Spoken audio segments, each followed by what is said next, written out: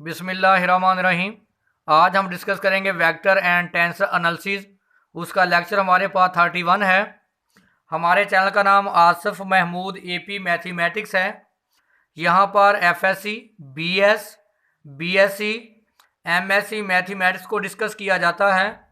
आप हमारे चैनल को सब्सक्राइब करें, लाइक करें और आगे शेयर करें। आज हम very very important example discuss करेंगे। Example number 5, if A is equal to 2x Y square I plus 2x square Y plus Y J, evaluate line integral A dot D R from 0 to 4 along the following path. तो देखिए हमारे पास part 1 है, the straight line y is equal to 2x। ज़रा आपने इसको देखना है ग्राफ को। हमारे पास ये एक्स वाई कोऑर्डिनेट सिस्टम है।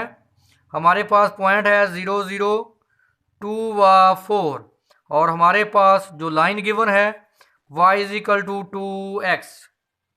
ये हमारे पास ओरिजिन है 0 व 0। x की वैल्यू देखें, यहाँ पे x की वैल्यू 2 है, y की value 4। x is equal to 2, y is equal to 4। x 1 2, y 1 2 3 4, 1 2 3 4। देखें x की वैल्यू 2 है, y की वैल्यू 4। x की वैल्यू 2, y की वैल्यू 4। क्या गया 2 व 4। मिलाएं इस लाइन को। हमारे पास लाइन है y is equal to 2x।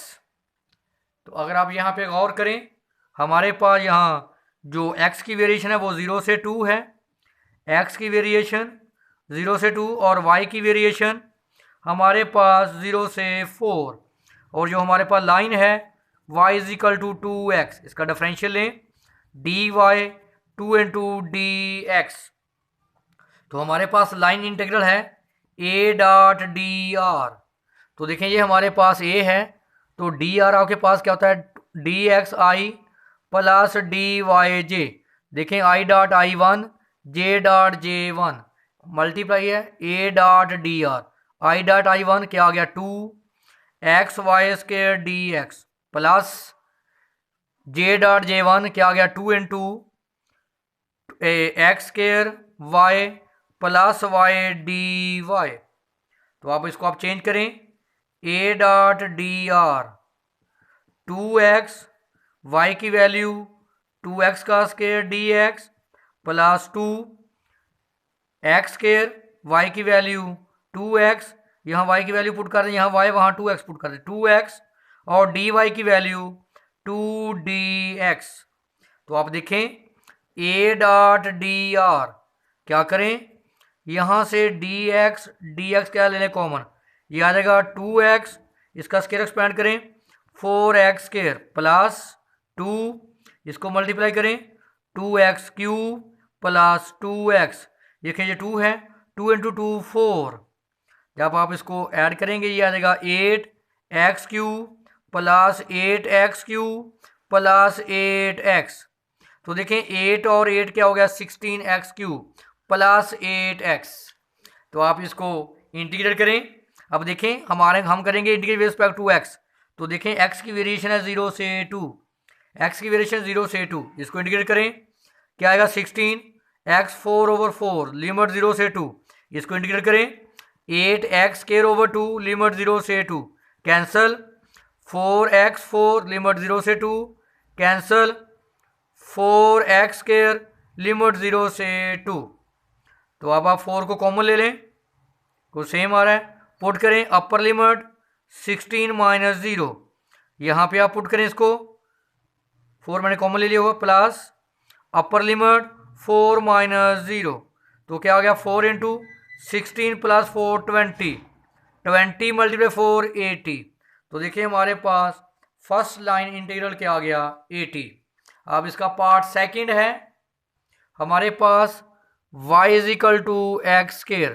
तो देखें पहले आपने ड्रा की थी लाइन, हमारे पास 1 2 3 4, 1 2 1 2 1 2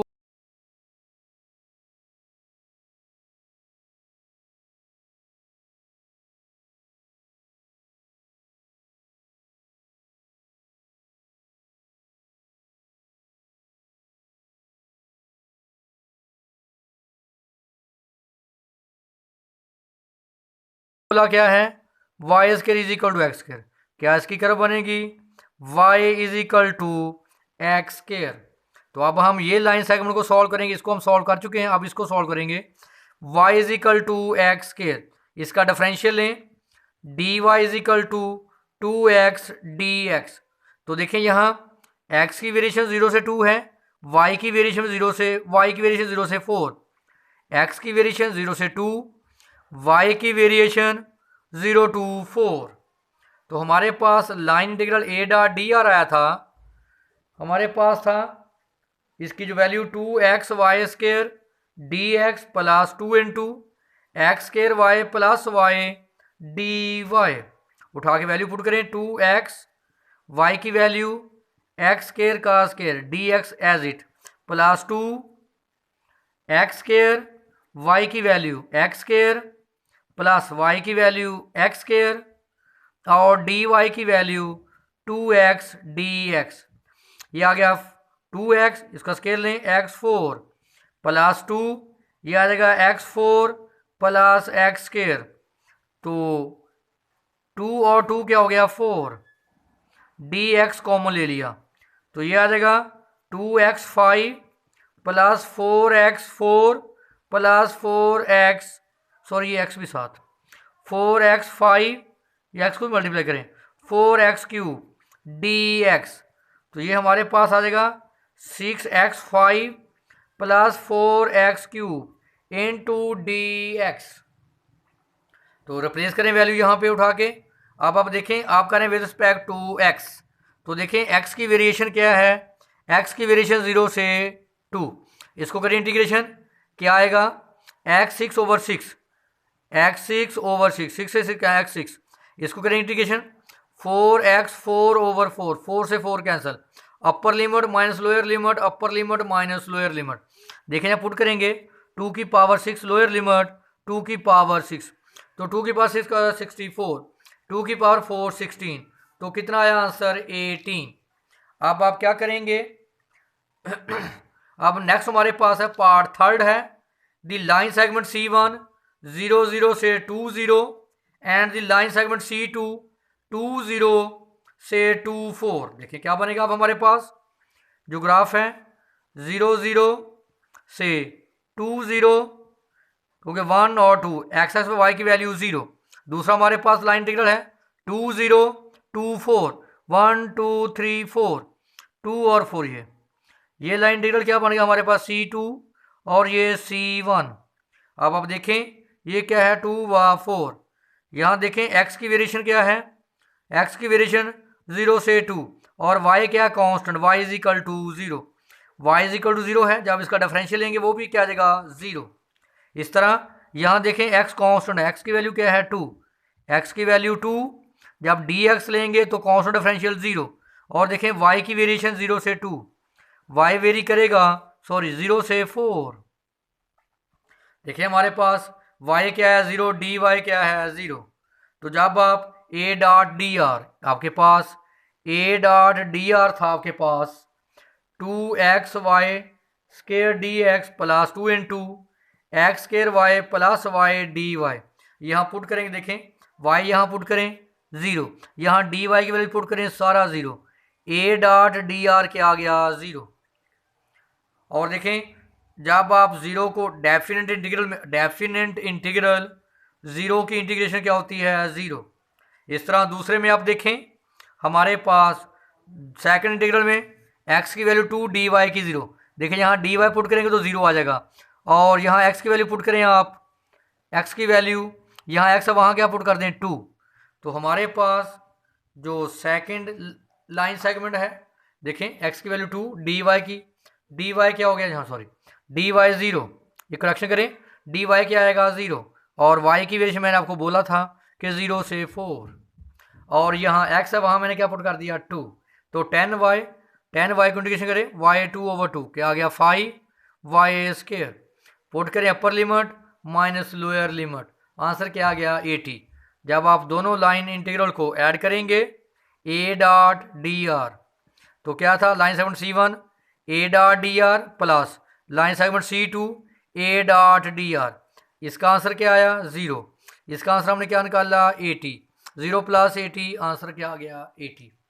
नेक्स्ट हमारे पास वेरी वेरी इंपॉर्टेंट थ्योरम है, prove that a necessary and sufficient condition P1 से P2 A dot D R, यानी P1 पॉइंट है, P2 second point, be independent of path, यानी जो P1 है P2 है वो इंडिपेंडेंट ऑफ पाथ, यानी वो पाथ पे डिपेंड नहीं करेंगे। Joining any 2 point P1 and P2 a to be conservative in given region is that, ये देखिए मैंने आपको बताया था कि अगर आप ऐसे सर्कल की फॉर्म में लिखेंगे इसका मतलब है कि ये जो हमारे पास है ये क्लोज्ड कर्व है। कैसी कर्व है? क्लोज कर्व का इंटीग्रल है, द इंटीग्रल है for all close path C in the region. देखें ये necessary and sufficient condition, if and only if, ये लेकर ये प्रूफ करेंगे और इसको लेकर फिर हम ये प्रूफ करेंगे।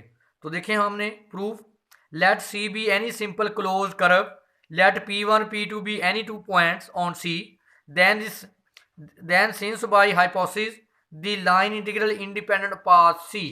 तो अब हम साथ आगे देखें, अगर ये इंडिपेंडेंट पाथ है तो हम साबित करेंगे कि जो इसका लाइन इंटीग्रल है वो किसके बराबर है 0 के।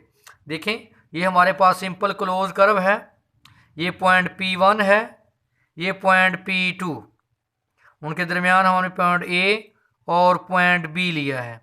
अगर आप गौर करें तो line integral P1A P2, P1A P2, line integral A dot D R बराबर होगा P1B P2, P1B P2 A dot D R. पहले हम लिखते हैं C A dot D R.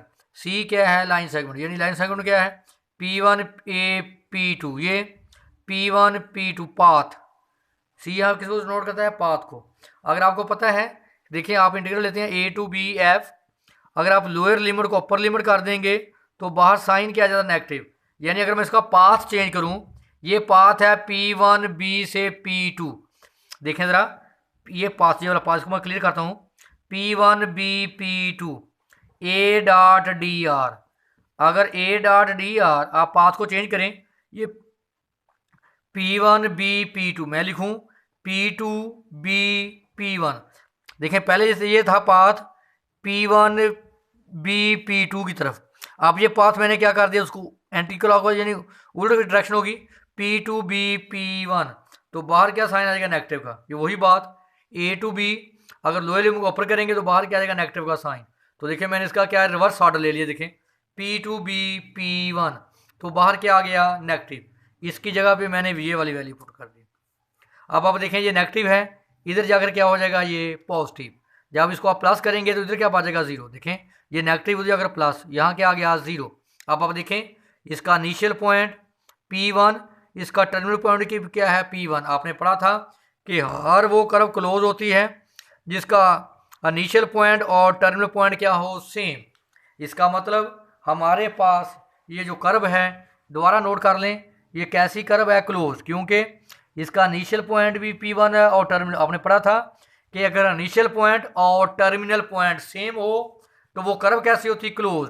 आपने पढ़ा था कि क्लोज कर्व के लिए हम ये वाला साइन यूज करते हैं। तो देखें क्लोज कर्व पास C A dot D r to 0, तो इसको मैंने क्या लिख दिया C। ये जो हमारे पास ये जो लिमिट थी उसको हमने किससे नोट कर दिया? C से। तो देखिए मैंने इंडिपेंडेंट पाथ को मैंने, आप देखिए इसके बराबर साबित कर लिया। अब हम इसको सपोज करेंगे और इसको साबित करेंगे। तो देखिए हमारे पास ये जो है कन्वर्सली अब हमारे पास गिवन है कि A dot D r is equal to 0। अब हम साबित करेंगे कि जो लाइन इंटीग्रल है वो इंडिपेंडेंट है पाथ से। तो देखिए हमने A डॉट डी आर किसके बराबर मैंने ले लिया 0 के, कन्वर्सली ये अब 0 के बराबर, उसके बाद इसकी जगह पे मैंने ये लिख दिया, क्योंकि आपको पता है कि अगर इनिशियल और टर्मिनल पॉइंट सेम हो तो वो कर्व कैसी होती है? क्लोज। क्लोज कर्व का जो एरिया होता है वो किसके बराबर होता है? 0 के। तो देखें इसकी जगह पे मैंने लिख दिया P1A P2 A dot D r P2B P1 is equal to 0। जब आप इस पाथ को चेंज करेंगे, ये क्या है P2 से P1, तो मैंने इसको लिख दिया P1 से P2। देखिए P1 से P2, तो बाहर क्या आ जाएगा नेगेटिव, ये नेगेटिव जाकर क्या हो जाएगा पॉजिटिव। तो देखें ये दोनों एरिया आपस में क्या है इक्वल, इसका मतलब P1A P2 पाथ ले लें, या P1 B P2 पाथ लें, उसे कोई फर्क नहीं पड़ता। तो इसका मतलब ये जो लाइन इंटीग्रल है ये इंडिपेंडेंट ऑफ पाथ है। We show that the line integral is independent of path joining point P1 and P2। देखें ये वेरी वेरी इंपॉर्टेंट लेक्चर है। अगर इसमें कुछ आपको इशू हो तो आप मेरे साथ डिस्कस कर सकते हैं।